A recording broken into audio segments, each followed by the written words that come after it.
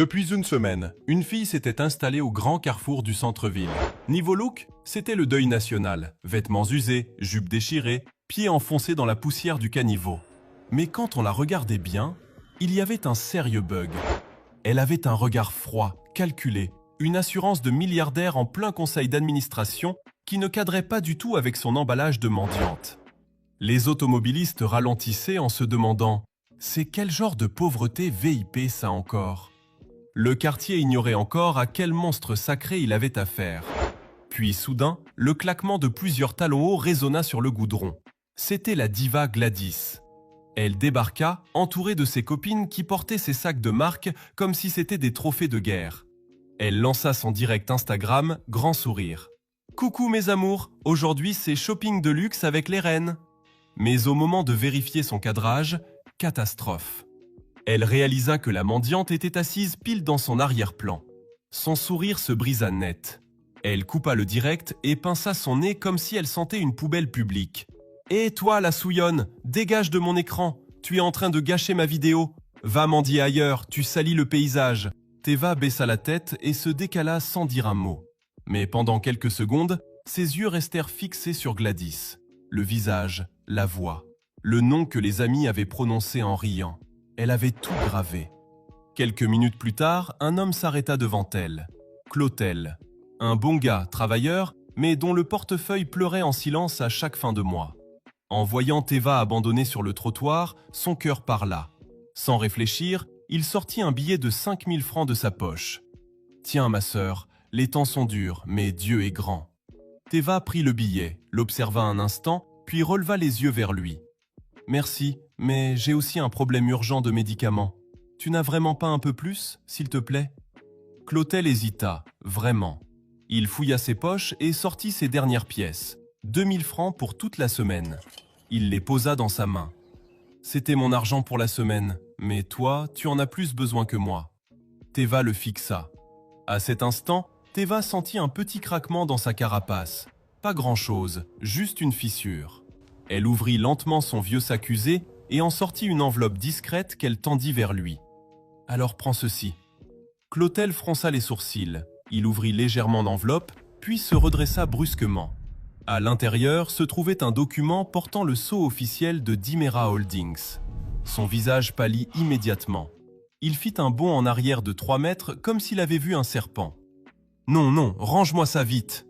Il repoussa presque l'enveloppe vers elle. « C'est le chèque unique de la grande entreprise Dimera Holdings. Tout le monde sait ici que seule la présidente peut détenir ou signer ça. Si on t'attrape avec ça au quartier, les gens vont croire que tu l'as volé et tu vas finir en prison avant midi. Range ça !» Teva reprit calmement l'enveloppe sans répondre. Mais au fond d'elle, un léger sourire venait d'apparaître. Clotel ignorait complètement à quel niveau de femme il parlait.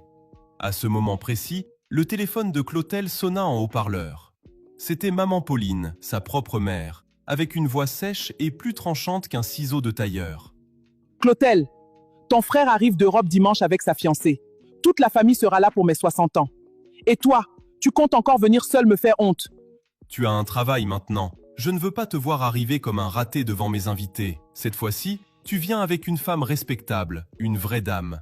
Sinon, ne te présente même pas. » Clotel ouvrit la bouche. « Maman, je... » Bip. Elle raccrocha sans attendre. Clotel soupira comme si on venait de lui mettre un sac de ciment sur les épaules, le regard perdu dans le vide. Puis il se tourna vers Teva. Malgré la poussière, malgré les vêtements abîmés, il voyait autre chose. Une élégance étrange. Une prestance inexplicable. Il hésita un long moment avant de parler. Puis prit son courage à 2 mains. « Je sais que c'est bizarre, mais est-ce que tu peux me rendre un immense service? Juste pour ce week-end, est-ce que tu accepterais de jouer le rôle de ma fiancée? Je peux t'acheter des vêtements, t'emmener au salon. Je te promets que je serai respectueux. » Teva le fixa longuement. Puis, avec un petit sourire énigmatique, presque amusé, elle répondit d'une voix douce. « D'accord, Clotel. Je vais jouer le jeu. » Le jeudi soir, Clotel attendait sur le trottoir du centre-ville, juste devant le grand salon de coiffure. Il était stressé comme un candidat le jour des résultats du bac. Il ajustait sa petite veste, le cœur battant à 200 à l'heure, se demandant si son plan de secours n'était pas une folie complète. Soudain, le taxi s'arrêta le long du trottoir, la portière s'ouvrit et Teva en descendit.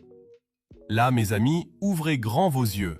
Ce n'était plus la fille poussiéreuse du carrefour, c'était un véritable tremblement de terre. Coiffure impeccable, robe éblouissante d'une élégance rare, Elle sort un d'où, port de celle-là? reine si naturel que les passants faillirent rater la marche. La métamorphose était tellement violente que Clotel resta la bouche ouverte, oubliant même de respirer. Et c'est à cet instant précis, devant le regard choqué de Clotel, que le film de la vraie vie de Teva revint dans sa tête. Le flashback s'installa. 2 semaines plus tôt, Teva était assise dans son bureau de direction au dernier étage d'une tour de verre géante. Elle portait un tailleur parfait, l'air glacial. Face à elle, son fiancé de l'époque, un homme en costume de luxe, tapait sur la table. Teva venait de refuser de signer un contrat frauduleux de plusieurs millions qu'il avait préparé en cachette. L'homme, fou de rage de voir la fortune lui échapper, enleva sa bague de fiançailles, la jeta froidement sur le bureau de verre et lui lança la pire des insultes. Soyons honnêtes, Teva. Regarde-toi. Personne dans ce monde ne t'aimerait sans ton argent. Personne! Il sortit en claquant la porte. Teva contempla l'anneau au milieu du silence de sa villa immense et vide, entourée de domestiques et de gardes du corps qui ne lui souriaient que pour le virement de fin de mois. C'est là, dans cette solitude dorée, qu'elle prit sa décision. Elle marcha vers son armoire, choisit ses habits les plus usés, les plus gâtés, et décida de descendre seule dans la rue pour tester la vérité sur le cœur des hommes. Retour au présent, sur le trottoir du centre-ville. Clotel, heureux et les yeux toujours écarquillés, il bafouilla. « Teva, tu es tellement belle. Demain à la maison, ma mère va faire un AVC de joie au salon. Elle va y croire à 200%. » Teva sourit doucement, un sourire rassurant, et glissa fermement son bras sous le sien. Ne t'inquiète pas, Clotel. Reste naturel. Demain, le show peut commencer.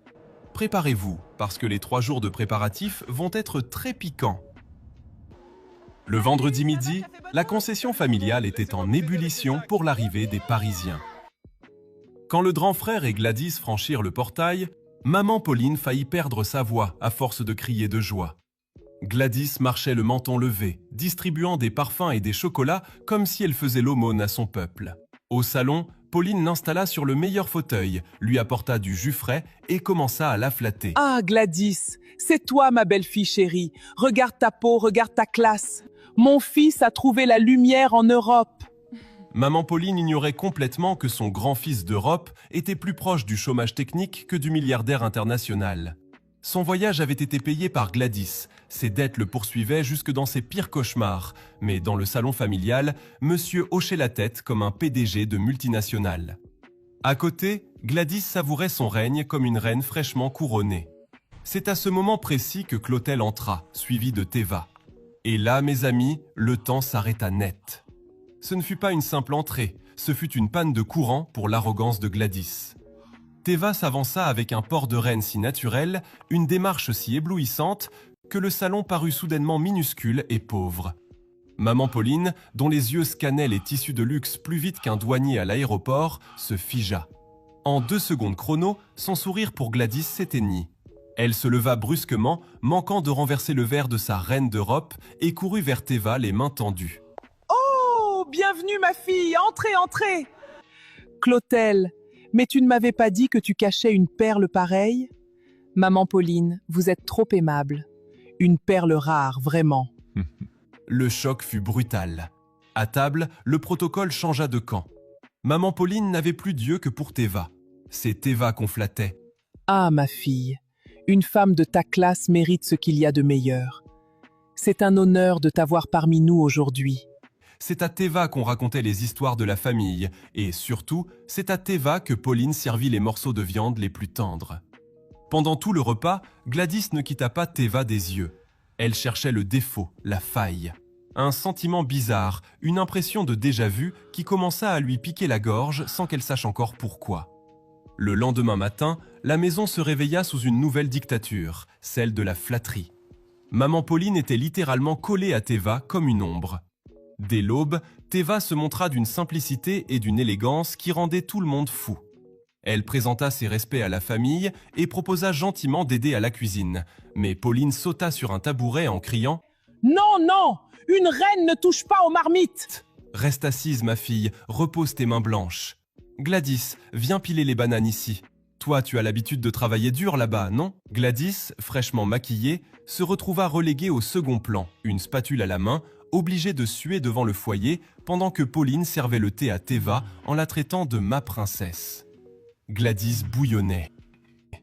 Le samedi après-midi, Théva proposa à Clotel d'aller faire un tour. Quand ils franchirent le portail pour marcher dans les rues du quartier, ce fut un deuil national pour les mauvaises langues du secteur. Les journalistes sans micro, assis devant les boutiques, s'arrêtèrent net de bavarder. Les yeux s'écarquillaient. Voir le petit Clotel, le gars simple, marcher au bras d'une femme d'une telle prestance, ça dépassait l'entendement. Les voisins murmuraient. Mais Clotel a braqué quelle banque pour trouver une reine pareille? Pendant la marche, Clotel s'arrêta devant un petit vendeur de rue. L'odeur des brochettes embaumait l'air. Il voulut faire plaisir à Théva, fouilla sa poche, mais réalisa avec honte qu'il ne lui restait presque rien. Il hésita, mal à l'aise sous le regard de la jeune femme. Finalement, il acheta une seule et unique brochette avec ses dernières pièces de monnaie et la lui tendit avec un sourire gêné. « Tiens, prends. Moi, je n'ai vraiment plus faim. » Théva prit la brochette. Elle comprit immédiatement qu'il mentait pour la privilégier. Pour la première fois depuis des années, elle regarda un homme sans calcul. En continuant leur marche, Clotel fronça soudainement les sourcils en remarquant une grande berline noire aux vitres teintées, garée mystérieusement à l'angle de la rue. Des hommes en costume semblaient les observer. « C'est bizarre cette voiture », murmura Clotel. « Ne t'inquiète pas, ce n'est rien du tout, reste tranquille », répondit Théva avec un sourire secret. Leur complicité n'était plus un jeu d'acteurs, ils étaient devenus un vrai duo. Et cette fois, Théva lui rendit son sourire sans jouer un rôle. Tard ce soir-là, Clotel, pensant que Théva dormait profondément dans la pièce d'à côté, sortit s'asseoir seule sur la véranda. Dans l'obscurité, Théva entr'ouvrit sa porte et l'observa en silence. Clotel regarda ses chaussures usées, puis tourna les yeux vers la voiture de luxe que son grand frère avait louée pour frimer. Il laissa échapper un soupir lourd et murmura pour lui-même. « J'ai toujours été le fils qu'on cache. Pauline a raison, je ne suis qu'un raté. » Derrière la porte, ces mots transpercèrent le cœur de Théva. La carapace venait de tomber définitivement. Elle fit le serment intérieur de lui offrir le monde. Pendant ce temps, enfermée dans sa chambre, Gladys n'arrivait pas à dormir, dévorée par la jalousie. Elle ouvrit sa galerie, fit défiler ses vidéos et s'arrêta net sur son direct Instagram du Carrefour. Elle zooma sur la mendiante à l'arrière-plan. Le flash arriva, violent. Les traits correspondaient parfaitement. Mais la métamorphose était tellement incroyable qu'elle avait besoin d'une confirmation absolue.